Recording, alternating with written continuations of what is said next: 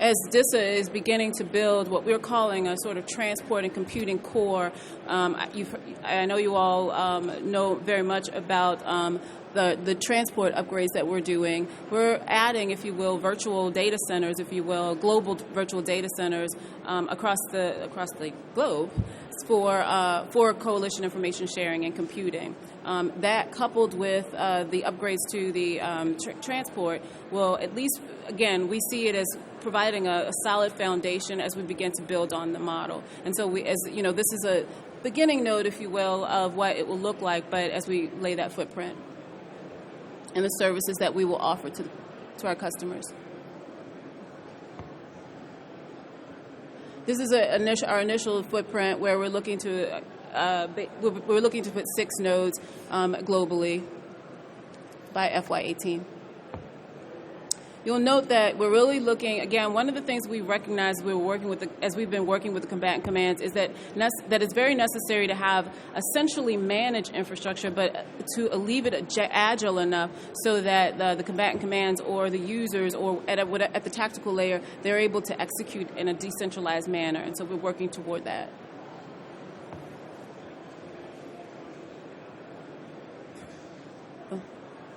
So now I'll turn it over I have a few questions to populate, to begin to talk to the panel members, and then from there we can go into the more detailed questions.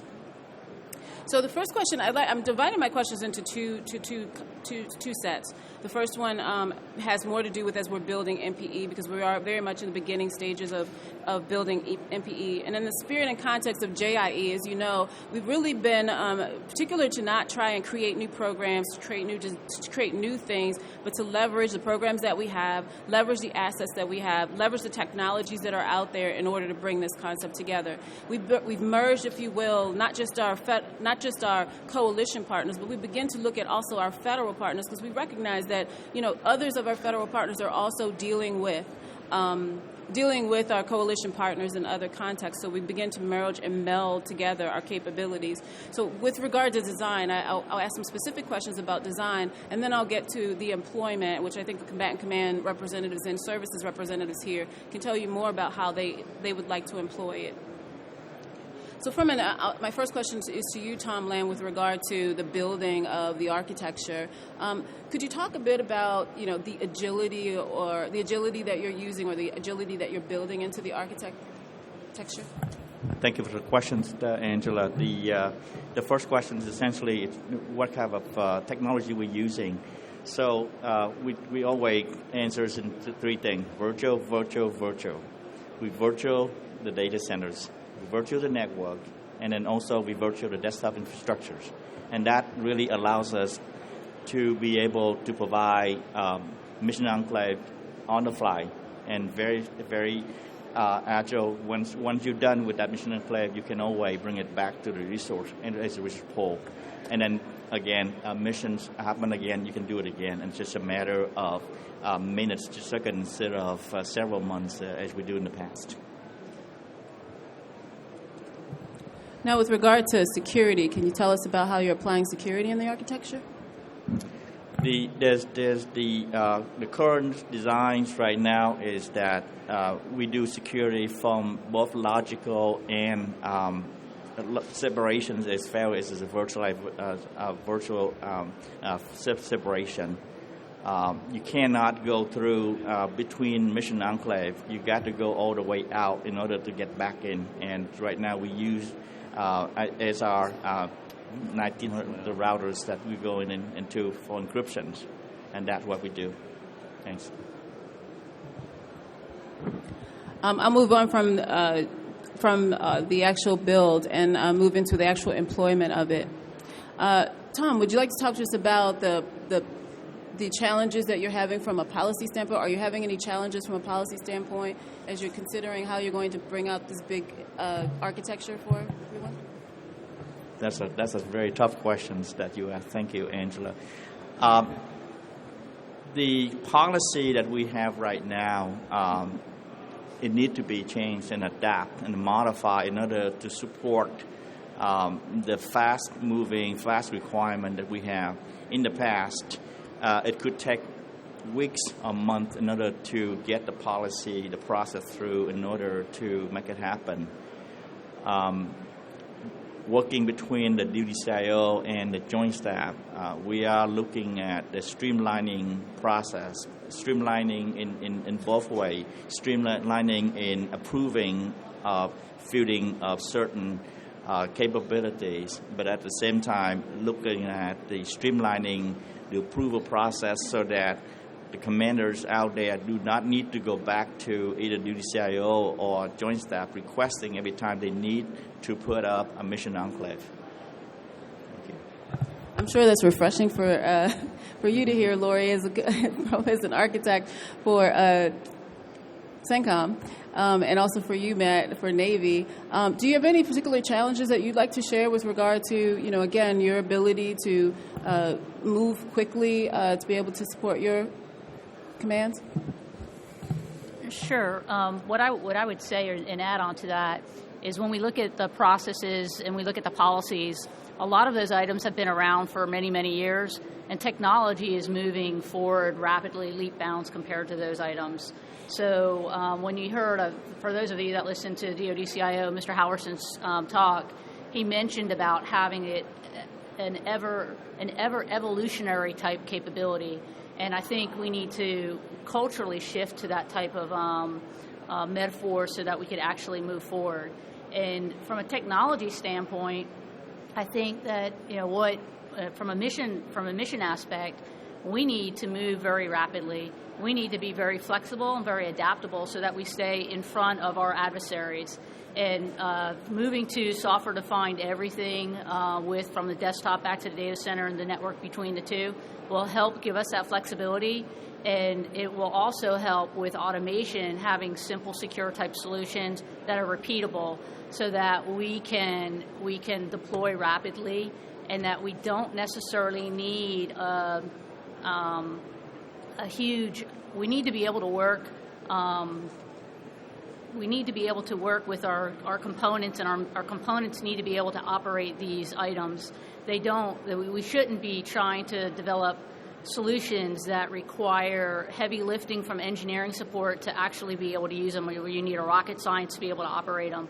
We need to try to make sure that they're manageable so that they can be sustained organically with the units that support the operations. And then the last thing I would say is, when we look at implementation and we look at the overall architecture, we need to try to flatten the mission networks. Right now, they're nested of many networks together, and they go through a cross-domain layer, and they go through, I'll say, many cross-domain systems within the cross-domain layer if you're moving from enclave to enclave. And that complicates the architecture, which slows down the information exchange with our mission partners. And, whenever you if you watch the news and you look at what's all going on in CENTCOM AOR, we are working with our mission partners side by side, and we need to try to flatten that and simplify the architecture so that we can expeditiously get to an information sharing capability. Do you want to add anything, Matt? I think Lori did a great job, and of course the components like the Navy, we support the combatant commands, and from a policy perspective, we also look forward to a more agile policy capability for us to be able to rapidly add new capabilities. We also face in the Navy a little bit more unique challenges in the sense that a majority of our platforms are mobile and they go globally around the world, so they have to operate in a disconnected environment.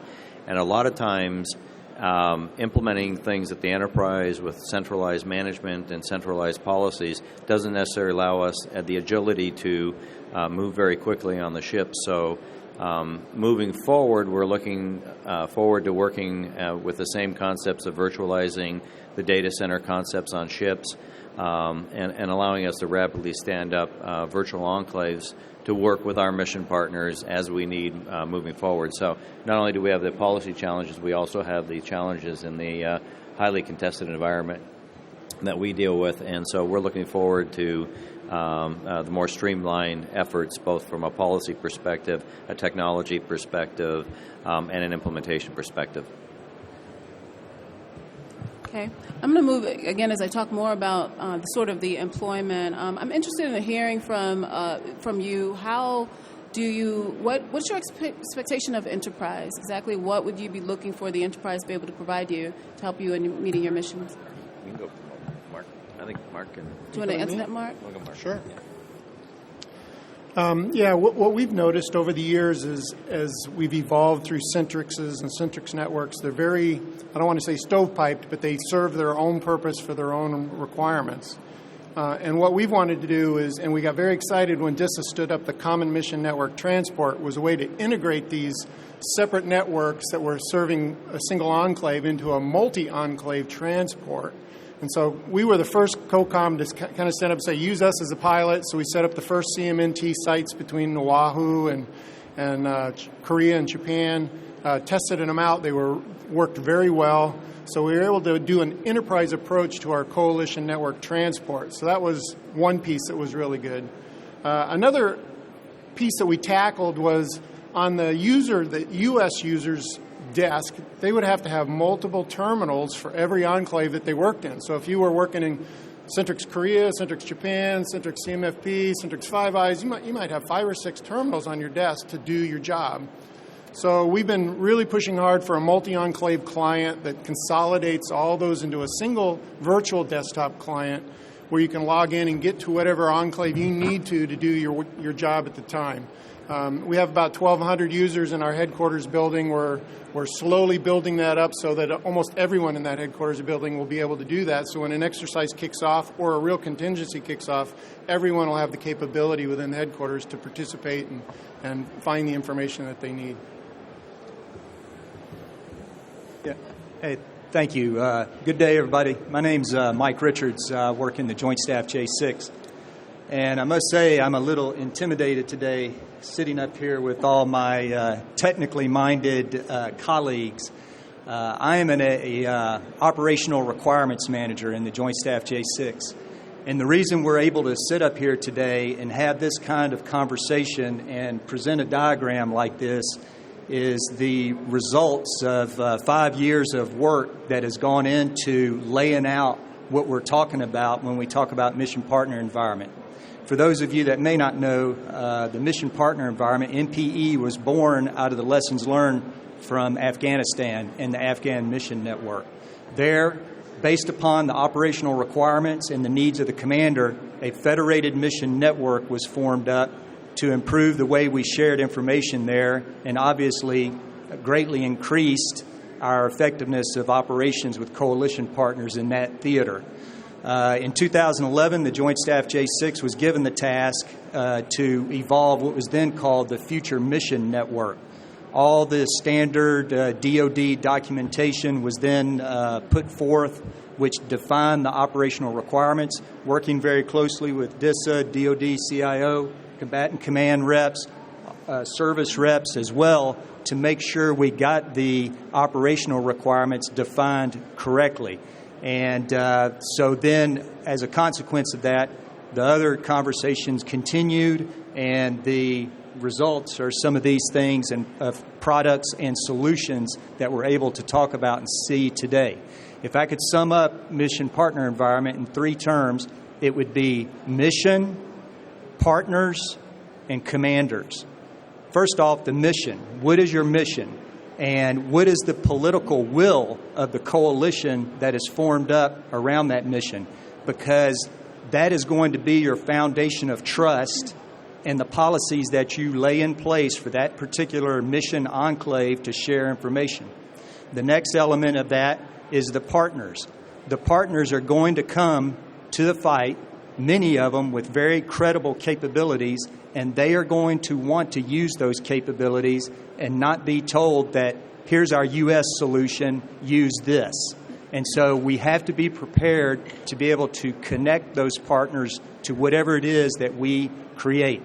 And then lastly, ultimately, it's all about the commander and the operations. And how does he build unity of effort, possess speed of command, and establish trust with mission partners? So that's kind of mission partner environment in a nutshell, and everything that the smart people are doing as they're laying in the infrastructure and the material capability to help us do it faster and better in the future. Thanks. Thanks, Angela.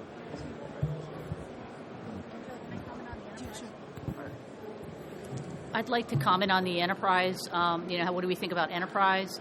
One thought that comes to mind is it's not always a one-size-fits-all model.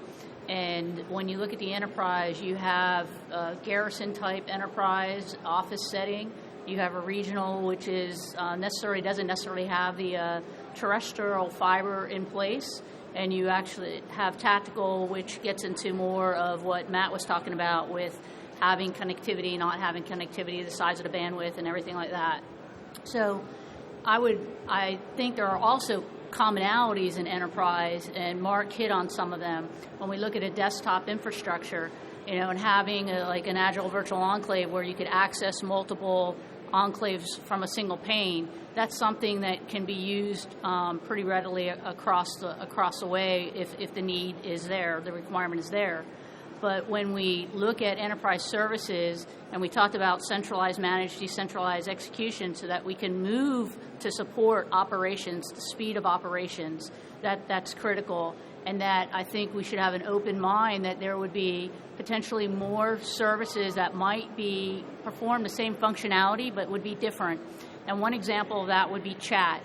We talk about persistent chat. You look at the Air Force of what they're using. You look at the Navy of what they're using. It's okay. I think in our mind we need to be okay with having more than one service that's able to do a function and apply the right one at the right time for the right use case. And I look at that as like having a tool bag. There are multiple hammers that you have, you wouldn't necessarily use a sledgehammer to hang a picture, but there are a variety that basically do the same function, but they do it differently. So my next question had to do with requirements. As you are putting up requirements for the infrastructure, I wanted you to talk, if you could, about how you facilitate the requirements. One of the things that I find that I really appreciate about the way we're thinking about MPE is even as we're thinking about requirements, we're also thinking about training, and we're thinking about the integration all at the same time, which really helps with being able to bring it into fruition. I'll give you an example. As we've been thinking about the UISS requirements, and as we've been considering how we will employ the virtual data center, it's been helpful to have the requirements and the training group working at the same time. So could you talk a little bit about how you've done requirements a bit different for MPE? Well, that is another, thanks Angela, another element to MPE is it is a .mlpfp capability. It's not just a material capability, although the technology and is a very important aspect of that, and it's very important to get that right. But the other elements that go along with when you practically apply that technical solution in the field, what are the other things that have to be considered to make sure that the technical implementation is successful? And you have to look at your doctrine, your organizational changes that might need to be required. Training is a huge one. And that's a big one. A big challenge we have right now is having the combatant commands and the services get the correct demand signal going so that commanders understand what to ask for. So, for instance, if you go into an exercise and you just go ask an operator, "Hey, do you want this system on your desk?" He's probably going to say, "Well, is it SIPRNet?" And they're going to say, "Well, no." And he's going to say, "Well, then I don't want it." You can put it in the room way down the hallway there, and that's where it'll stay. And that has actually happened. But if you go in and you ask the question differently, if you ask that operator, "Hey, do you have a need to communicate with your mission partners in the conduct of your operation and your mission?" It's totally different then. And they'll go, "Well, yeah, of course." And then instead of a room, a JOC that has nothing but SIPRNet in it, you will then see a JOC that is more open and sharing information with mission partners. So those are just some of the challenges that we still face. But like Angela said, that's one of the things that we've tried to look at MPE and be very careful about how we talk about MPE is not just from the technical perspective, but as a holistic .mlpfp point of view. Thanks. Laura, you mentioned earlier about the technologies that are out there, and again, we were talking about it in the context of policy being able to catch up. But could you talk about, and I'd like to hear from you, Matt, and you too, Mark, about the balance of automation and virtualization? I mean, is there a balance of automation and virtualization that you're looking for? No, you can go. I would say, anywhere that we can reduce the flash to bang, we should be. And automation helps us do that. When we look at the power of virtualization, and automation, we're able to actually provision services much more rapidly than we would if we had to provision them manually. And with that comes even with the cyber side. So we're able to actually have a fully STIG compliant implementation of a capability that we can get in, and I'll be conservative, I would say about 2 days, where we could hit all the IT services that we're discussing here, the core IT services. To do that today without using that technology would take us weeks, okay? And, so again, the flash to bang. We were just down at Suffolk doing Bold Quest 16.1, and we had some airmen come in sysadmin people come in to actually do cloud administration and local administration of services. And when they were tasked and asked to come in, they thought it would be a couple-week activity, 2-3 week activity, and we told them they'd be out in 2 hours. They couldn't believe it. So that's what we need to capitalize on, because it helps us establish the information sharing environment a lot more rapidly so that the mission can actually take place. Matt? So we in the Navy look at it a little differently, obviously, is because although we want to have the rapid introduction of technology and the rapid capabilities of virtualization and that sort of stuff, reality is when we're tech refreshing ships, we're like on a 5-year tech refresh cycle, because ships need to be out there protecting the country and not necessarily sitting in port where we have to retrofit those things. So technology usually lags a little bit behind in terms of trying to rapidly insert and change all of the systems on a ship. But the other thing to remember is that when we actually go out to sea, we've usually got a new crew, we've got a young sailor, an IT person who's just come out of school, and then they're expected to run every system on a ship. So, we have to balance the technology with automation. So from that perspective, we really look at automation and taking the complexities out of an individual trying to have to configure things are really plus for us. So we're excited about the virtual data center concepts because we want to employ those on the ships where configurations are automatically configured at a touch of a button versus having an IT going in and setting up an Exchange server, a chat server, etc. All that's done for them. It's all protected. It's all stigged. It's all ready to go. So we have that balancing act also. How quickly do we insert technology versus how do we actually run technology for our sailors out in the ship? So that's kind of how the Navy looks at implementing technology. In U.S. PACOM, some of the technological challenges we're having are I was mentioning the MEC, or the multi-enclave client. If I've got 5 or 6 enclaves that I have access to, how do I log into each of those? Because right now I have to have a separate login and password for everyone. I don't want to have a different CAT card or PKI cert for everyone. So we're really working with our coalition forces, and I think Australia has kind of taken the lead on this and saying we're going to work on how we can do multi-enclave, multi-mission certs for IDAM. So that's an area that we're kind of pushing the envelope on in technology as we try to implement this stuff. Another one is as we've moved toward Common Mission Network Transport, we want to do more commercial solutions for classified versus the old Type 1 cryptos. We don't have to babysit equipment at the other end. It's much easier to exchange soft keys. However, a lot of the vendors still don't have their routers certified for commercial solutions for classified. They have to go through a big NIST process. They have to go through NSA and get certified. So we're kind of catching up on that so that we'll have a lot of options for commercial solutions for classified. And then I guess the last one that we're, again, pushing the envelope on with this new technology is we still see a lot of IPv4. And it's like, it's time to go to IPv6. We've got a brand new network out there. We got a brand new transport. Let's move on. Let's take that next step and just dive into the deep end with IPv6 and do that. And so those are the areas in technology that we're trying to push and get more automated in PACOM. Are any of you facing, again, with various generations of technologies that are out there, from your coalition partners, are you finding that they are behind or more advanced, if you will, in the technologies that they are using? And are you having problems with interoperability in that regard? Yeah, it depends on our partner. We have very mature partners in my AOR, Korea, Japan, Australia. They have very good infrastructures. They're actually ahead of us in some areas, particularly South Koreans. But we also have a lot of poor nations, Vietnam and Indonesia and Malaysia. And when we can offer them commercial solutions for classified as a way to connect to us by just going off and buying off the shelf and managing their own equipment without us having to put a U.S. soldier in their soil to manage crypto equipment, that's a big win. And so our coalition partners really like the fact that we're pushing this, and we're trying to get more commercial solutions out there in the field.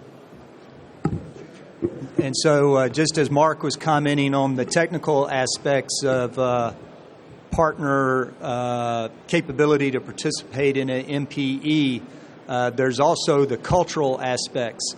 And I'll tell you that from a U.S. perspective, that in many regards, our mission partners are, I don't know necessarily, maybe it's out of necessity or just their more openness in the way they operate, they are more willing to consider how to form up a mission partner environment, oftentimes more so than we are as U.S. operators.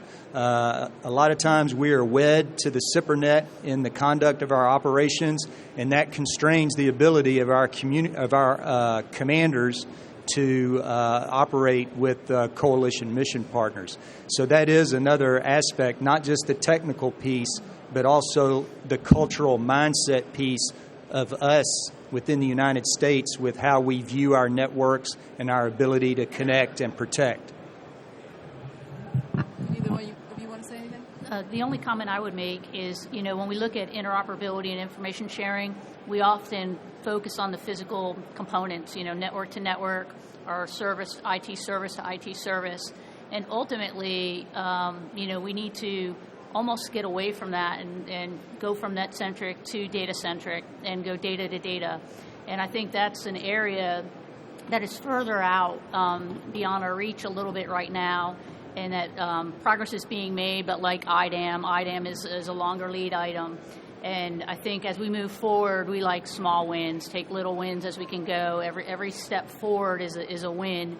While some of these longer lead items like data-to-data, data-centric model, and then we wouldn't worry about what network we're on. It would be, independent of that. We could use the highways as means to maneuver, and whatever's available we can maneuver through as long as we're protecting the data.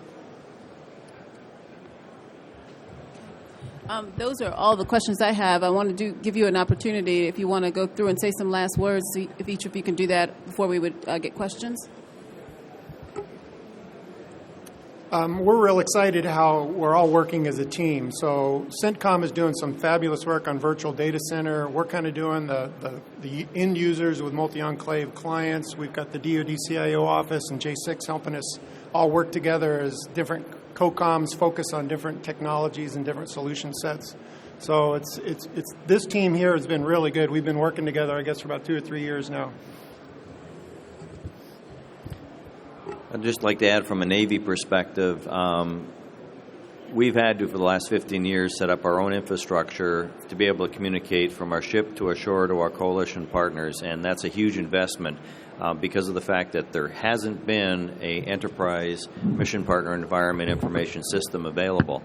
So from a value proposition, the Navy is really, really looking forward to the virtual data center standing up, the global rollout of the Common Mission Network Transport, and the cross-domain capabilities so that we can actually then basically leverage those instead of having to tech refresh those ourselves too. So it's a huge win, and we're looking forward to co-locating some of the global nodes at our Navy facilities to act as those regional global capabilities to, again, reduce the Navy investment, leverage the enterprise, and allow us to basically put more money on purchasing ships, planes, and the things the Navy does from that perspective.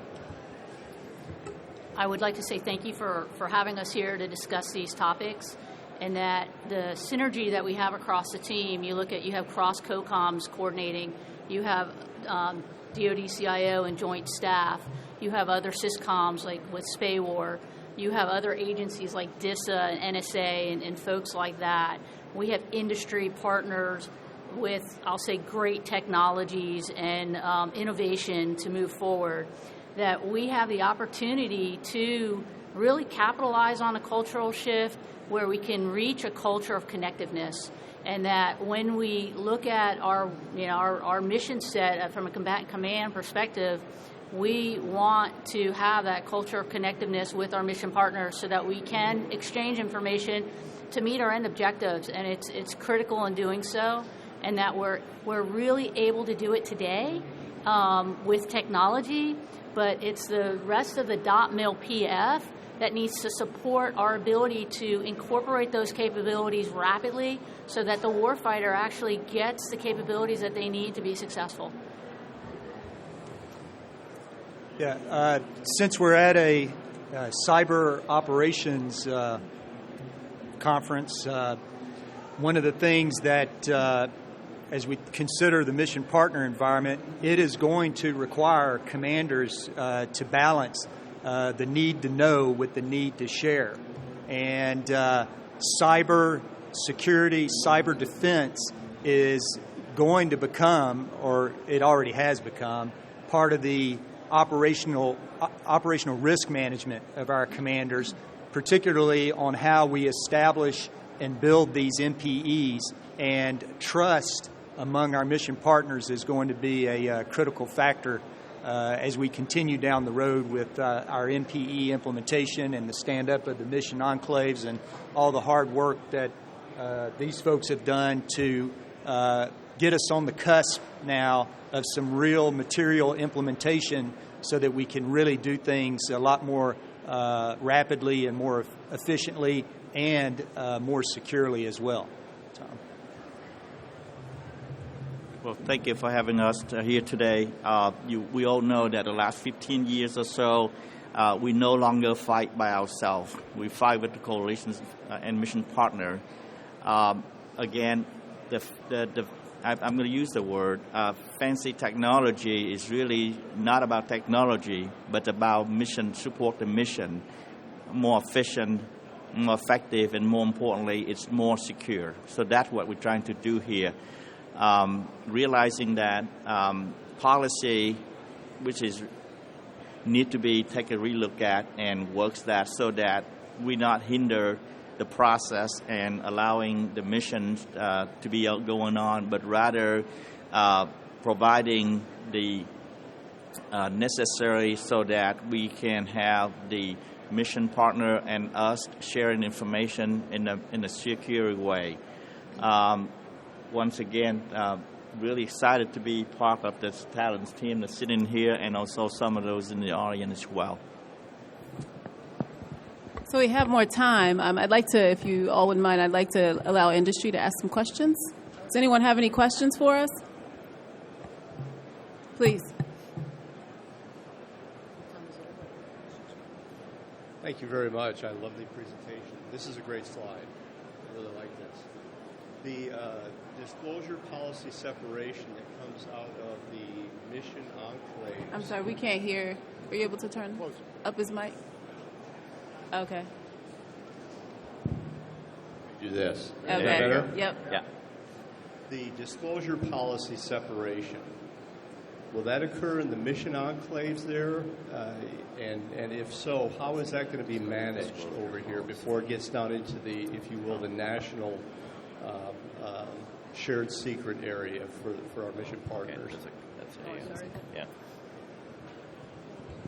I guess I can take this a little bit. So I wear multiple roles. One was actually to put this whole diagram together. So from a secret releasable perspective, all of the information that we share, disclose with our mission partners in each one of those enclaves is disclosable to everybody that has access to enclave. So if you have a access authority to that enclave, you can share that information. By virtue of what the DoD is doing with updating its infrastructure from a DoDN perspective, there's really three separate network transports, if you will, as part of the DoDN. There's the unclassified, there's the secret, and there's the secret releasable. The thing called CMNT is the separate network infrastructure for all the secret releasable information. It does not connect in any way, shape, or form directly to any of the national secret or unclassified networks. We do that through cross domains, and usually through one-way cross domains to bring information in from the unclassified and the secret into the secret releasable. But once you're in that secret releasable enclave, there's security mechanisms in place that allow you not to be able to get out of there and get anywhere else into the DoD network. And also by virtue of that allows us to have a little bit more confidence that when a mission partner is in that enclave, they're only getting access through that MPGWX, which is completely separated from the secret and the unclassified space also. If I may have follow-up. Testing? Okay. If I may have follow-up. I was also asking about the separation between coalition partners. I know today we have releasable, like Korea, releasable in Japan, or wherever we go. Is that separate? Are you telling me that the separation in the enclave that they will be a part of is not a concern in that area? We don't have reason to separate between our partners? Oh, yes, we are definitely. So again, if you're in an enclave, you're authorized to be in that enclave. So if we have in that enclave consists of U.S. users and partner users, and it could be partner A, B, C, and D. And so those 5 sets of users only have access to that enclave. Then in another enclave, we make sure there's 100% complete separation so that another set of partners and the U.S. But if the U.S. is hosting it, then the U.S. will always be the common user, and our partners may vary depending upon the enclave. But the cybersecurity capabilities are built in to guarantee separation of those enclaves. Hello. Hello, my name is Austin Adams. I'm a VP of Public Sector at Alfresco. Really terrific presentation today. Question about, I've heard a lot about interoperability, moving to being data-centric. Sounded a lot like moving towards open standards and use of open standards, which sounds a lot like the space I come from, which is open source technology. Have you given any thought to use of open source technologies and open standard-based architectures inside of Tom, you want to take that? Answer. So I will say yes to that. In my mind, I look at technology as really being disposable. So you heard in some of the talks that we look at what's the best of breed, and that we should be trying to make sure that the architecture is modular enough that as new technology comes along, that we're able to plug and play with that technology. I think that we can technologically, we're pretty good at that. It's, again, the rest of the .mil PF that really slows that train down that we need to try to address so that we can turn a lot more faster. I mean, right now, it's, I'll say, minimum 18 months by the time you have to go through one activity or one rendition. With the Navy ships, you're looking at, 5 years with stuff. So there's, with the tactical edge from a soldier in the field, we should be able to turn a lot faster than that. So I would say yes.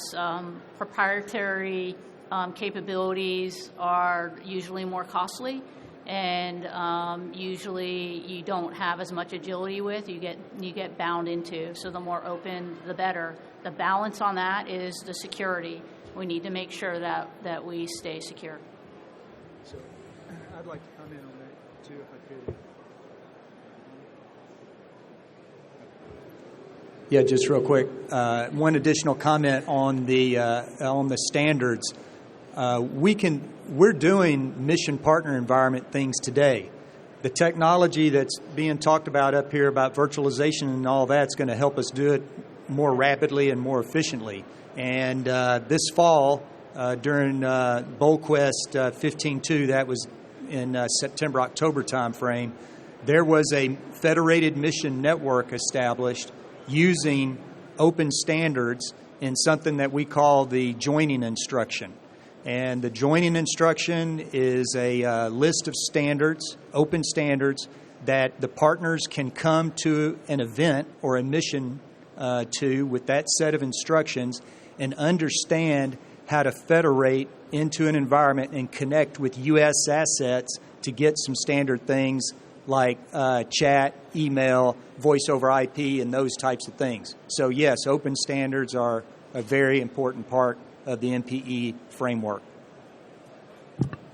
So to leverage from an acquisition, if I could, from an acquisition standpoint, we appreciate open standard. We've been able to apply it nationally and domestically much better. But one of the opportunities we're seeing is with our disadvantaged coalition partners, where they don't necessarily have the applications and they're not using the commercial products.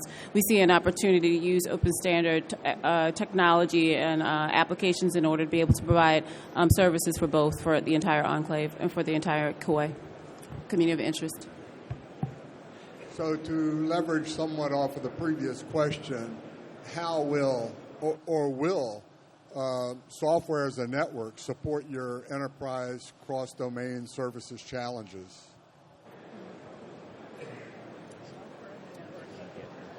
The closest that I can get to what we're using that is software as a network is APAN. So so for APAN, for our coalition partners, we have I call it somewhat of a Facebook, but it does have SharePoint and it has some other applicability whereby you can basically open up a community of interest. That community of interest can use that environment. We apply knowledge managers who go out and help them to create, if they need to create COPS or create geospatial views and things of that nature. So that's as close as we've gotten in the coalition space, and we've been doing that. It's a .com environment, not intended for any kind of security, and used in more humanitarian kinds of things. But one of our partners, Africa, is one that we've been looking at ways of being able to share applications and to be able to provide applications that they can use. If anybody knows anything about Africa and their infrastructure, they rely heavily upon cell towers. They don't necessarily have the infrastructure that many of other countries have. And so we're looking at ways of using APAN or using technologies like that. We haven't quite looked at it in this space of SecRel, but definitely in the unclassified. I'd like to comment on that.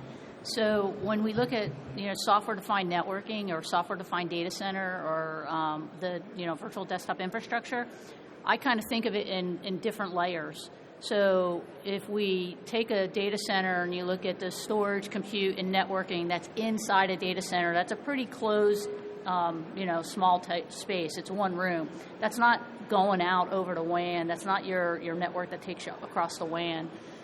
In that area, we have not made a lot of progress to go beyond the data center into the more of a WAN, except for in the CMNT, which is not using SDN right now.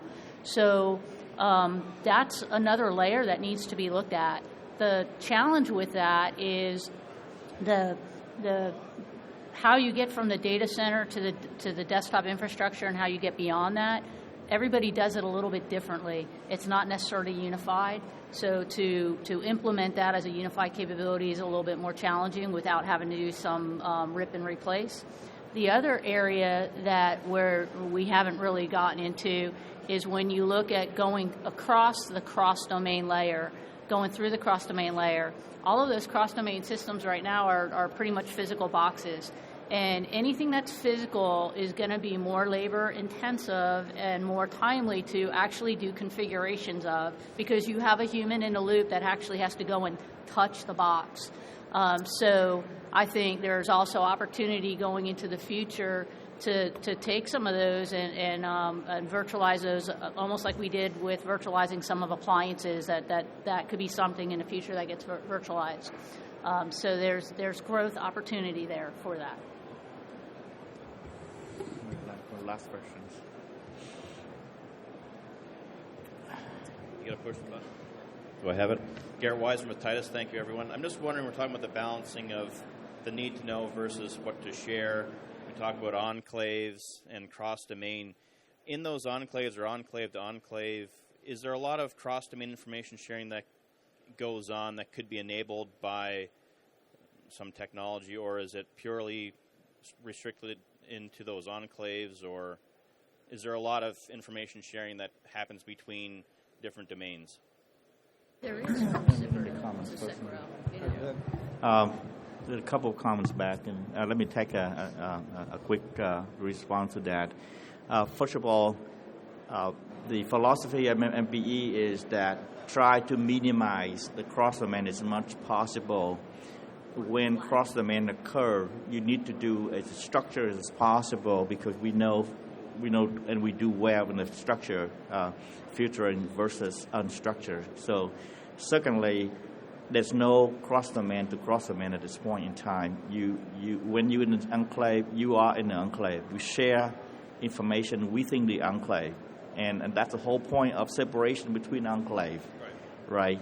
So that you do not do that cross-domain between enclave. Okay, so Mike.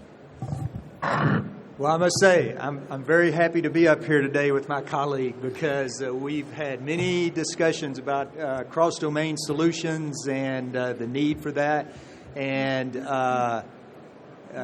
like Tom said, the minimization, where you can minimize cross-domain solutions, that is the goal. So when you're in the enclave, everybody is sharing information equally, and that's what makes that information flow so efficient, because it's mission specific. Thanks, Tom. That's awesome. Thanks, Mike. Thank you. Good. Time's up. Is that all the questions? We'd like to thank you for coming out. I thank all my panel members for being part of this. It is great to partner with you and trying to provide you with the implementation that you need. Thanks. Just want to say a thank you to everyone who attended the session, and thank you to all the panelists, and thank you to Ms. Smith. We appreciate your perspectives and for sharing them with the audience. So thank you very much.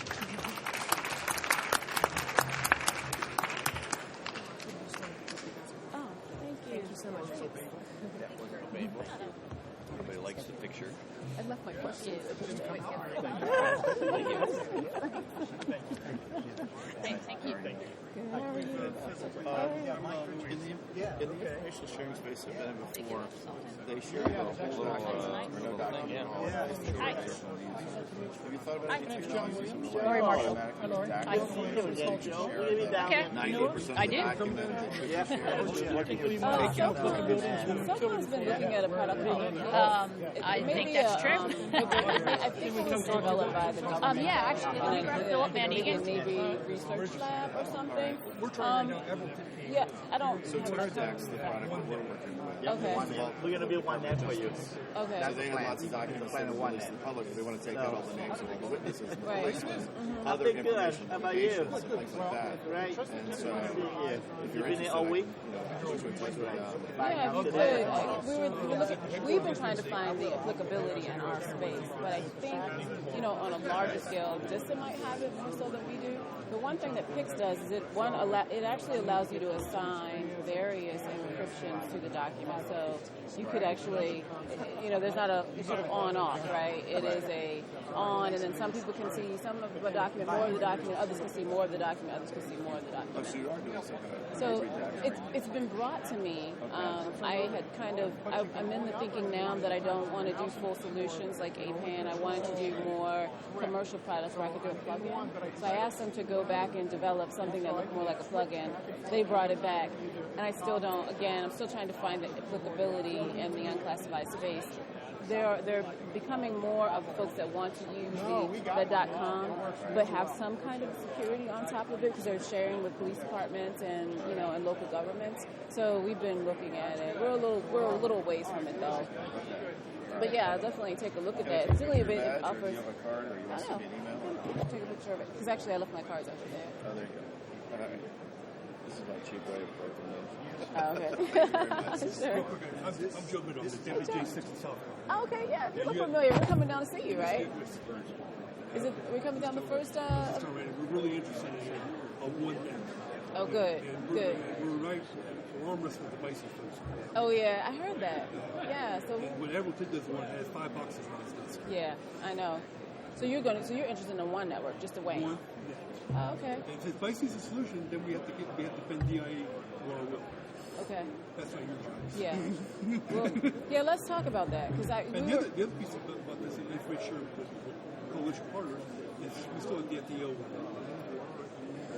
which is a choke piece. Yeah.